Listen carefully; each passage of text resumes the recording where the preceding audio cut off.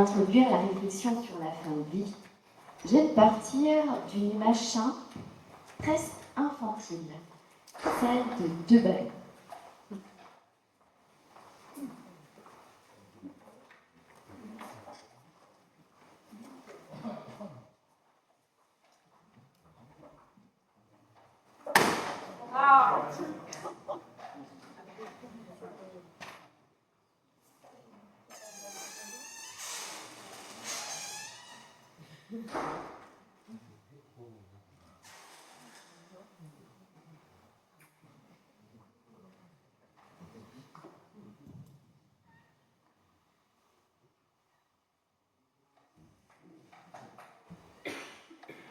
Le premier, lâché brusquement, il éclate dans l'air.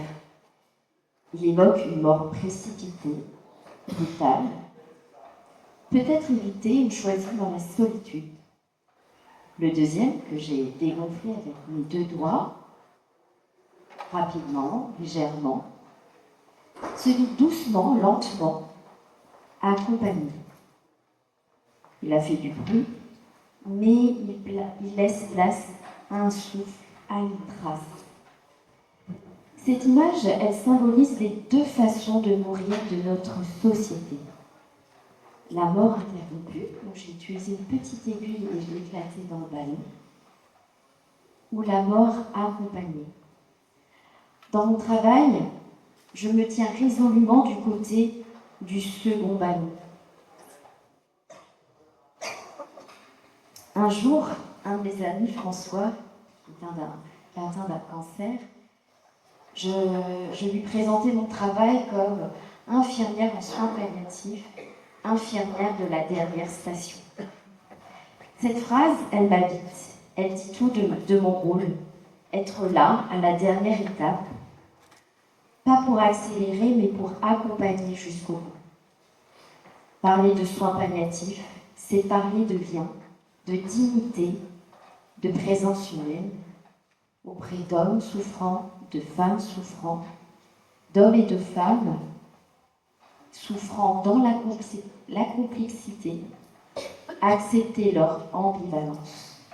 Tout se mêle, complexité, ambivalence. L'homme souffrant, la femme souffrante est une énigme à accompagner, à découvrir. Pour planter le décor, en fait, tout au long de mon propos, mon témoignage, je vais vous raconter des histoires. Dans un premier temps, c'est pour vous parler de soins palliatifs et enfin de culture palliative. Monsieur Lemur, chambre 1. Monsieur Lemur, 65 ans, est hospitalisé dans un contexte de cancer du poumon avec métastase osseuse en phase palliative. Il est porteuse d'une voie veineuse, d'une pampamorphine et d'une sonde urinaire. Son état est marqué par des douleurs persistantes. Avec son sourire anxieux, il demande régulièrement « plus fort, s'il vous plaît, un antalgique plus fort ». Il sonne, il veut qu'on reste avec lui. Sa chambre, elle est habitée par des livres spirituels, de tissus spirituels. Son état clinique. Il a des douleurs dorsales et des jambes soulagées par des bolus, des injections de morphine, de paracétamol. Une anxiété marquée surtout la nuit, nécessitant des injections de tranquillisants et de présence. Il a des douleurs au niveau des jambes, il a des modifications au niveau de la déglutition, il y a des fausses routes et il a un transit ralenti. Voici ce que nous envisageons collectivement comme projet de soins. Adaptation continue de traitements symptomatiques, douleur, sur la douleur, sur l'anxiété. Poursuivre de la réflexion éthique autour de la proportionnalité des soins. Accompagner un accompagnement personnalisé et voir une préparation d'un éventuel transfert en EHPAD. On poursuit des surveillances biologiques et évaluer régulièrement son évolution au niveau de son état général, au niveau de sa dimension spirituelle et sociale. Monsieur Lemur, et bouddhiste. Il est entouré d'amis de sa communauté qui viennent régulièrement le visiter. Il apprécie qu'on lui lise des extraits de livres de méditation et ainsi il partage sa spiritualité. Cette ouverture à la dimension spirituelle lui apporte un certain apaisement, bien que l'anxiété demeure présente, notamment face à l'incertitude de son avenir. Au niveau des soins complémentaires et l'approche psychocorporelle, il apprécie particulièrement les massages aux huiles essentielles appliqués sur ses jambes. Merci, je voudrais que vous restiez. Venez régulièrement, j'apprécie les massages. Ce qui contribue à soulager ses sensations d'impatience au niveau des jambes et à améliorer son bien-être global. Cette approche complémentaire illustre l'importance d'une prise en charge globale intégrant à la fois la gestion pharmacologique de la douleur et des méthodes non médicamenteuses favorisant la détente et la qualité de vie. Il y a une expression que j'aime beaucoup de Fabrice Adjadj quand il parle de bien-être. Quand il parle de bien-être, il parle d'un être bien. Et je trouve qu'on le perçoit chez nos patients, notamment chez ce patient. On a beau être présent, on a beau faire des traitements antalgiques, mais le plus des soins complémentaires, masser les jambes, du moins pour ce patient-là, lui lire des extraits de livres de méditation, ça donne une certaine légèreté. Une autre patiente, Madame Dubaï, 64 ans, elle est hospitalisée en soins palliatifs pour un cancer œsogastrique avancé. Elle est porteuse de plusieurs dispositifs médicaux. Elle a aussi une pompe à morphine, une sonde urinaire. Elle souffre de douleurs chroniques et d'inconfort majeur liés à la maladie qui évolue. Au niveau de son état clinique, elle a des douleurs abdominales, dorsales, pelviennes importantes, nécessitant des antidouleurs avant tous les soins et ajuster régulièrement les traitements antalgiques. Elle a des troubles digestifs, elle a des spasmes qui entraînent des constipations, des écoulements un peu suspects au niveau abdominal, nécessitant des soins locaux. Malheureusement, elle a des fuites urinaires, malgré la sonde urinaire. Et on observe chez cette femme une fragilité cutanée, donc on installe un matelas à air. Et cette femme exprime régulièrement une lassitude psychique avec la volonté de ne plus être prolongée. J'en ai marre, je veux que ça se termine. Voici ce que nous envisageons collectivement comme projet de soins. Maintien et ajustement des traitements antalgiques et anxiolytiques selon l'évolution des symptômes, surveillance régulière des complications, accompagnement psychologique renforcé avec l'intervention d'une psychologue, tentative de rétablir le lien social, donc appeler sa sœur, adaptation du projet en fonction de l'expression des souhaits de la patiente. Au niveau de dimension sociale relationnelle, cette femme exprime souvent un refus de soins et manifeste une grande fatigue psychique. Elle est fréquemment en négociation avec l'équipe soignante pour la réalisation des soins qui nécessitent beaucoup de patience et d'adaptation. Elle refuse aussi de communiquer avec sa famille. L'équipe soignante constitue son principal soutien social et affectif. Pour améliorer son confort, il n'y a pas que les soins techniques, il y a des packs chauds qui sont appliqués régulièrement au niveau de son abdomen. Cela lui procure un soulagement notable, des spasmes et des douleurs. Par ailleurs, elle cherche à s'isoler sensoriellement en portant souvent ses boules quiesces et un gant de toilette sur les yeux, témoignant d'un besoin de calme et de protection face à un environnement perçu comme envahissant. Malgré son épuisement et ses refus fréquents des soins, Madame Doubagne montre parfois son adhésion à l'humour. Elle nous rappelle ainsi qu'elle était joyeuse et pleine d'esprit avant la maladie. Ce qui crée des moments précieux de complicité avec l'équipe soignante. Ces instants d'humour sont essentiels pour maintenir un lien chaleureux et humain, allégé et temporairement. Enfin voilà, en tout cas, c'est un moment de légèreté dans ce moment de lourdeur. Lorsque j'ai parlé de cette intervention auprès de mon chef de service, il me disait « L'histoire de cette femme, elle s'inscrit dans une histoire complexe.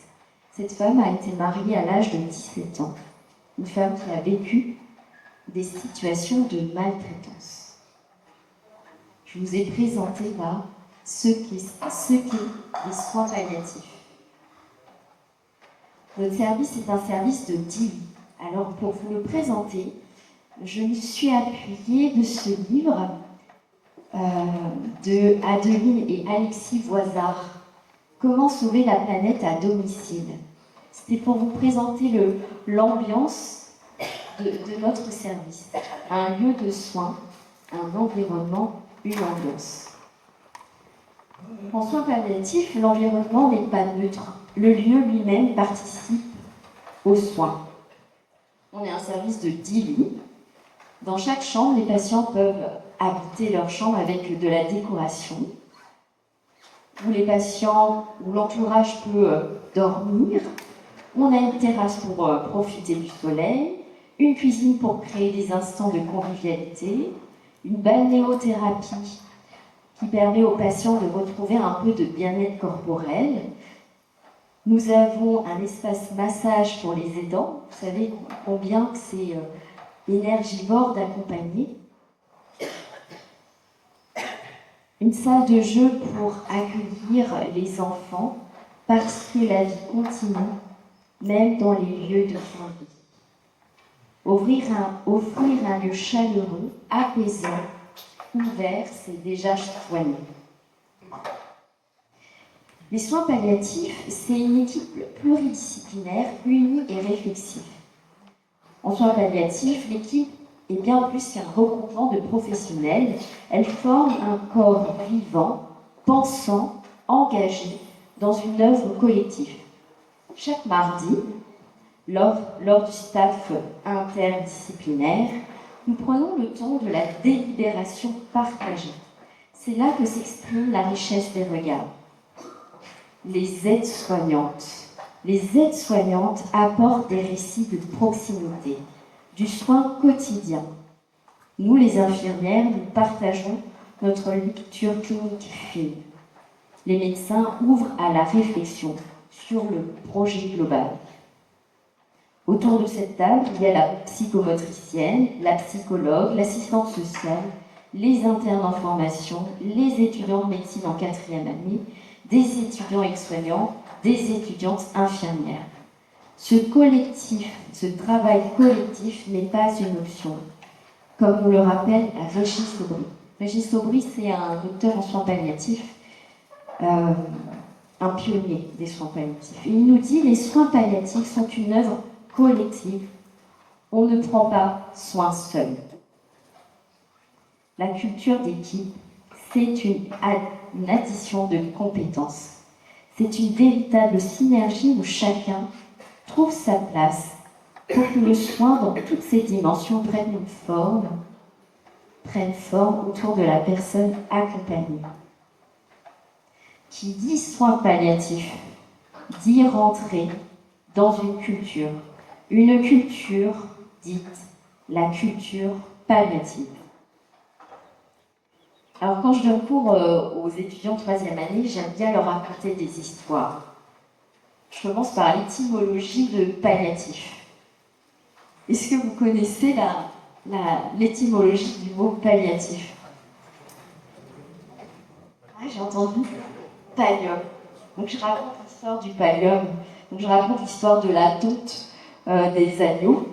en leur disant, bah voilà, au mois de janvier, le 21 janvier, il y a la tonte des agneaux. Et je leur dis, mais quand vous touchez la laine des agneaux, enfin la laine, ça vous fait quoi? Ah, c'est doux, c'est tendre. Et donc, je leur dis, c'est ça, notre travail. C'est tout ce travail du cocooning dans la souffrance.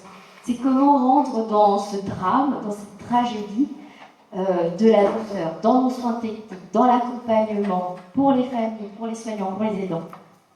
Voilà, toucher la laine évoque une sensation de douceur, une chaleur enveloppante, un coco protecteur.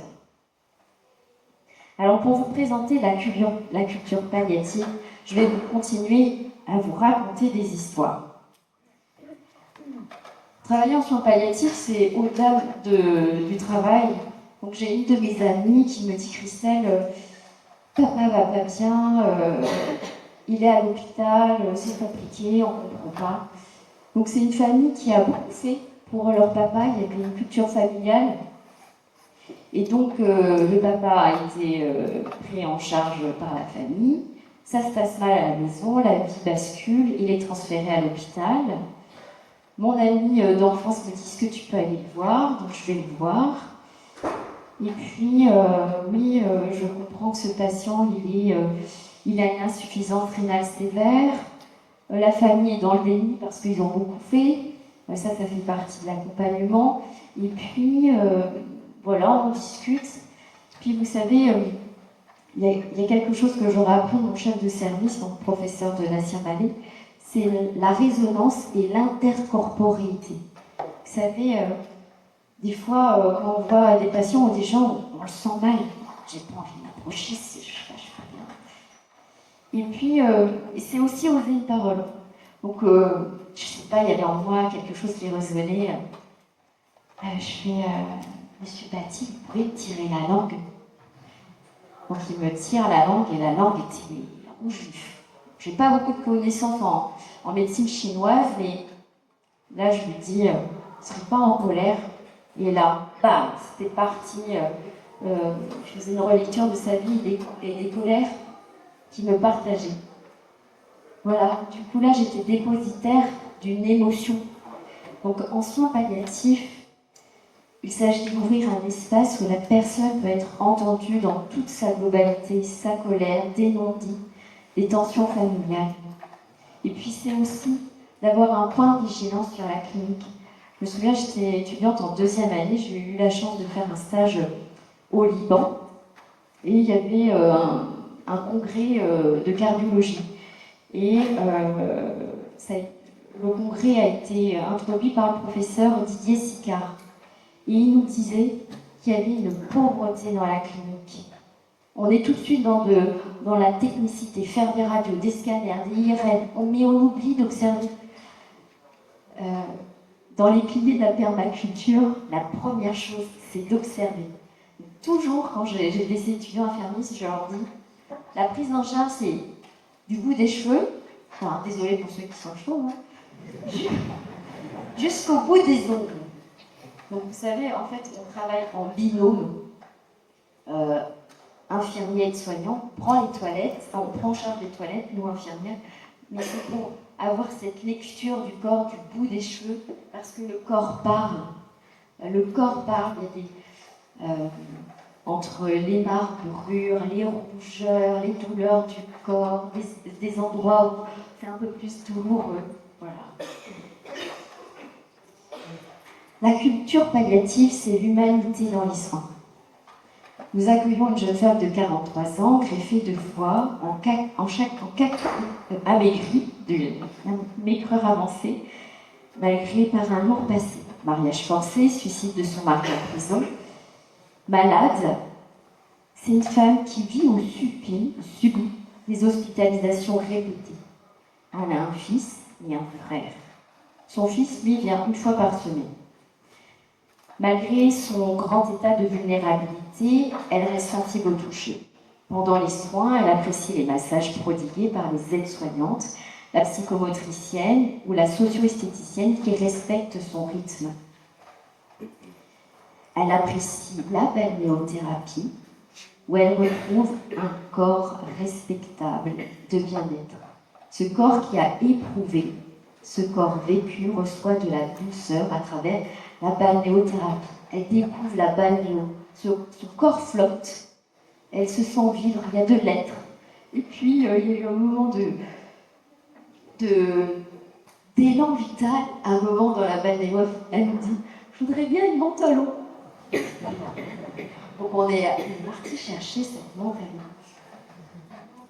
Ce corps chaos, ce corps défiguré par la maladie, nous dit encore de la pulsion de vie et nous honorons, nous l'accompagnons. Ce témoignage rappelle que le soin peut passer par des gestes simples, un massage, une boisson, une température adaptée, une parole bienveillante. En soins palliatifs, chaque instant vécu avec présence est un soin. La culture palliative, c'est une démarche globale et interdisciplinaire.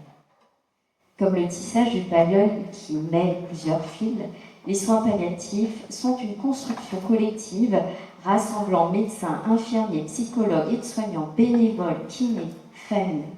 Il s'agit de rencontrer la personne dans toute sa réalité, physique, psychique, sociale et existentielle, et d'organiser un accompagnement pluridimensionnel porté par une équipe au regard croisé.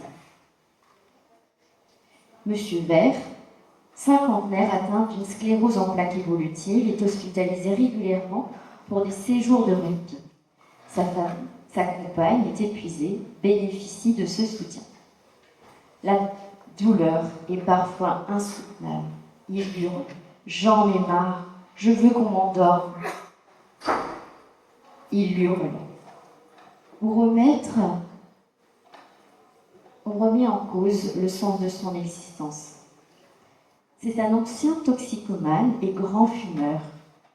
Son rapport au corps est complexe. Long travail d'adaptation.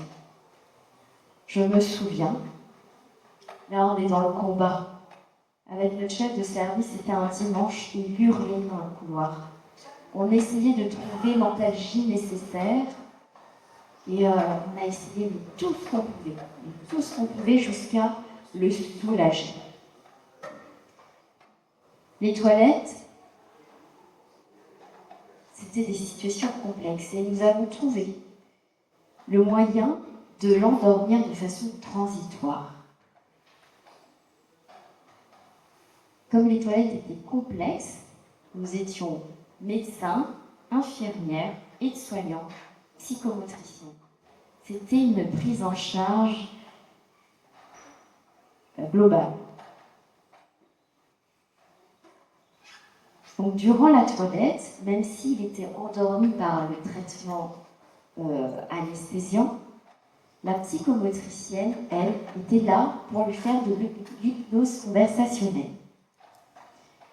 Une fois que la crise passée, la toilette passée, cet homme, eh bien, il revenait à la vie. Il n'y avait plus de crise existentielle, j'en ai marre, je veux qu'on mette fin à mes jours. C'est quelqu'un qui aimait mettre Gims, fumer sa cigarette, fumer sa cigarette. Et il apprécie notre passage de la bénévole, ou même de la bénévole catholique, même s'il n'était pas croyant. Chaque professionnel apporte sa pierre et dans l'accompagnement, avec une dynamique interdisciplinaire qui donne sens et cohérence. La culture palliative, c'est aussi une dimension éthique. Ce même patient illustre l'éthique des soins palliatifs fondée sur le respect de l'autonomie. Lui permettre de choisir ses plaisirs, même s'ils dérangent, c'est respecter sa liberté. Organiser des soins sous sédation transitoire pour préserver sa dignité, c'est refuser la violence des soins imposés. Écouter sa souffrance existentielle quand il dit « j'en ai marre », c'est d'entendre une parole vivante, une parole fiable, une parole ambivalente, une parole complexe, où on peut soulager, mais aussi accepter notre impuissance.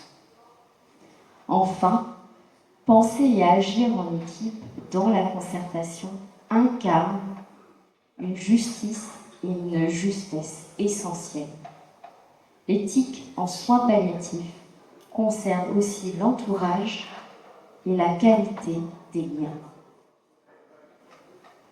La culture palliative, c'est aussi intégrer la médecine complémentaire. Donc dans notre service, on a la socio-esthéticienne qui fait des massages, pas que des massages, aussi maquiller les femmes, leur rendre belles. La psychomotricienne qui fait des massages, qui fait des balnéos, de l'hypnose conversationnelle. Et puis, pour ma part, une fois que j'ai eu cette conversion écologique, je me suis formée en aromathérapie et en phytothérapie. Et ce patient, il appréciait aussi d'être massé.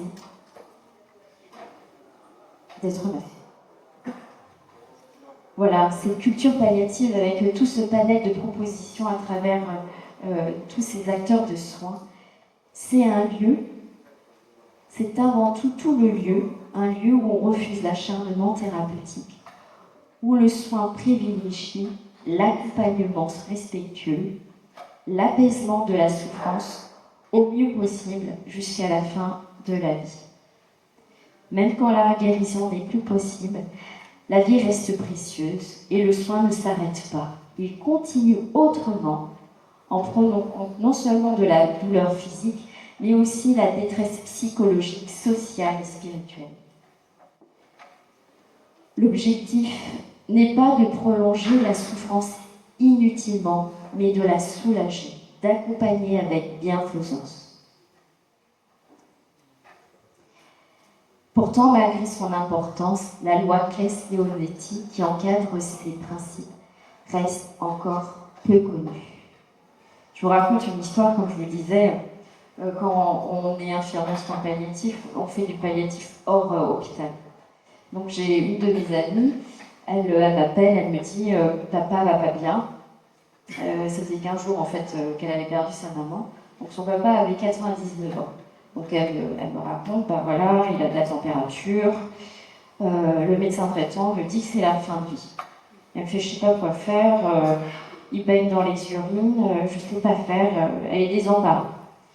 Je dis, pourquoi le médecin traitant il n'a pas appelé l'hospitalisation à domicile, il y avait plein de choses qui me tiquaient, je fais, bon, écoute, je suis en repos, j'arrive. Donc j'écoute, je regarde les ordonnances, je dis mais pourquoi elle a pas prescrit du paracétamol? C'est le b.a.-ba dans les soins palliatifs. Enfin même, faites tous des soins palliatifs. Quand vous avez mal à la tête, vous buvez de l'eau, vous prenez du paracétamol, c'est du palliatif. Elle me dit, le médecin traitant a dit que le paracétamol, c'est de l'acharnement thérapeutique. J'ai mal au cœur. On est en France. On n'est pas au fin fond de je sais pas quoi. À Tours, on a un service de soins palliatifs, on a une équipe mobile. Ce médecin traitant, il aurait pu appeler pour avoir au moins un conseil. Donc je prends sur moi, et puis là je regarde les prescriptions, je dis mais ce patch-là, faut pas le mettre, il est encombré. Enfin, il est encombré, ça n'allait pas durer. Il allait mourir, il aurait pu mourir dans les heures à venir, vu la clinique. Elle me dit, je suis passée à la pharmacie, mais le pharmacien m'a dit qu'il n'y a pas ce patch. En fait, c'est un patch qui permet d'absorber les sécrétions. Vous savez, en fait, il y a des symptômes quand on est en phase agonique. Le corps, il est anarchique, en fait. Il devient marbré, on a des sécrétions qui sont coincées dans les poumons, du coup, on en mourit. Et là, elle me dit, le pharmacien me dit qu'il n'y a pas ce patch. Mais le pharmacien, il n'a pas pu appeler notre pharmacie. Je dis, mais... Et elle me dit, mon frère ne vient que demain. Vu le contexte, si on laisse comme ça, il va mourir. Donc je prends sur moi, je pars à l'hôpital, j'appelle mon chef. Je dis, mais on ne peut pas laisser comme ça. Donc je vais chercher du paracétamol, je prends ce patch qui permet d'assécher les sécrétions. Et je repars chez cette famille. En même temps, il y a le prêtre qui est là, qui connaît quelqu'un de l'hospitalisation à domicile. Et là, on se dit, mais il faut qu'il y ait l'hospitalisation à domicile. Bon, entre-temps, je perfuse, je passe le paracétamol, je reste, je mange avec la famille. Et puis, la température baisse et je montre comment on mobilise un patient pour le changer. On n'allait pas laisser dans les urines. Entre-temps, le lendemain, le médecin de la Chapelle passe et là, le patient est pris en charge à domicile. Donc voilà, la réflexion. On se dit, on est dans des lois, une nouvelle loi qui va arriver, mais on est en méconnaissance de la loi Claes-Leonetti. Donc colère. Alors j'ai beaucoup de colère. Donc avant de lancer une nouvelle loi, eh ben, c'est déjà de former, même les médecins, vous voyez, même les médecins sont pas encore au courant de cette belle loi Claes-Leonetti. Il faut former. Donc mes peurs et mes convictions sur cette fin de vie aujourd'hui, c'est je ne suis pas là pour interrompre une vie. Face au débat sur l'euthanasie et le suicide assisté, une inquiétude grandit, celle de voir ces estes devenir des réponses rapides, soit liées à la solitude ou encore je suis un poids pour la famille. Après ça c'est mon côté au niveau de la nature, moi j'y vois comme un désherbage social, un eugénisme. Le professeur Godwasser, qui était un des professeurs quand j'étais infirmière en cancérologie à Paris, lui dit lorsqu'il y a maladie grave, il faut introduire rapidement les soins palliatifs. Non pas comme un refus de soins, mais je ne sais pas si... Enfin, le fait que je vous raconte toutes ces histoires, tous ces gestes en soins palliatifs, c'est accompagner dès la maladie grave cette culture palliative pour mieux traverser le drame, pour une prise en charge globale et humaine. Et il me semble qu'à ce jour, il y a une urgence à transmettre la culture palliative, fondée sur le respect, l'accompagnement, qu'elle soit relationnelle, clinique, pharmacologique, complémentaire. Vous savez, il y a une image qui m'agace un peu. C'est souvent quand on prend une photo des soins palliatifs, c'est la main vieillissante avec une main jeune. Mais c'est pas que ça, les soins palliatifs. Il faut être compétent. Il faut être compétent dans la clinique, du bout des cheveux ou du champ jusqu'au pied. Il faut être compétent dans la technique, de pouvoir agir justement quand un patient va mal. Vous voyez, quand je vous parle de ce patient qui allait mourir, mal à son domicile, qu'est-ce qui a fait que ce médecin laisse ce patient avec une fièvre encombrée et elle ne le soulage pas? Donc on a des moyens techniques pour soulager, on a des thérapeutiques pour soulager, et tout ça, ça demande des connaissances, de la compétence et de la formation. On n'a jamais fini de se former. Et pour conclure, une présence fraternelle jusqu'au bout. C'est reconnaître, comme le dit saint François d'Assise, que la mort fait partie d'elle. Je me souviens, il y a un patient qui me dit « Moi, Christelle, mourir jamais de la vie. » Ouais, je fais ça, c'est l'objet d'un livre. Loué sois-tu, mon Seigneur, par notre sœur la mort corporelle, et lui donner sa place dans nos sociétés, souvent tentées par l'évitement ou la réponse purement technique. Dans un monde où la fin de vie devient parfois un enjeu économique ou idéologique, il est plus que jamais nécessaire de défendre cette culture de soins. Et avant de vous donner vraiment la fin, sachez que quand les patients arrivent vers notre service et qu'ils demandent la sédation profonde et continue jusqu'au décès, ou encore l'euthanasie, c'est qu'il n'y a pas d'entourage derrière. Il faut travailler, gratter, accompagner, faire des liens, redonner de la vie dans le drame, dans le drame, dans cette détresse psychologique. il y a très peu, enfin, en tout cas, on comprend, enfin, en tout cas, l'euthanasie, c'est lié à quelque chose d'une souffrance de l'ordre existentiel où on n'a pas réussi à ajuster les traitements thérapeutiques pour un soulagement. Et puis, là, on vit un cas exceptionnel. Là, vous voyez, on est dans le débat des soins palliatifs et d'une proactive avocale. On a un patient là qui demande l'euthanasie et il tient ferme. Donc, il y a eu le passage du psychiatre, puisqu'on voulait savoir s'il y avait vraiment un trouble. Non, il manque juste un papier. Donc tout ça, ça me questionne, en fait, dans cette prise en charge. Bon, on ne sait pas comment on va aboutir, mais la situation est complexe. Tout ce que je vous raconte, c'est quand même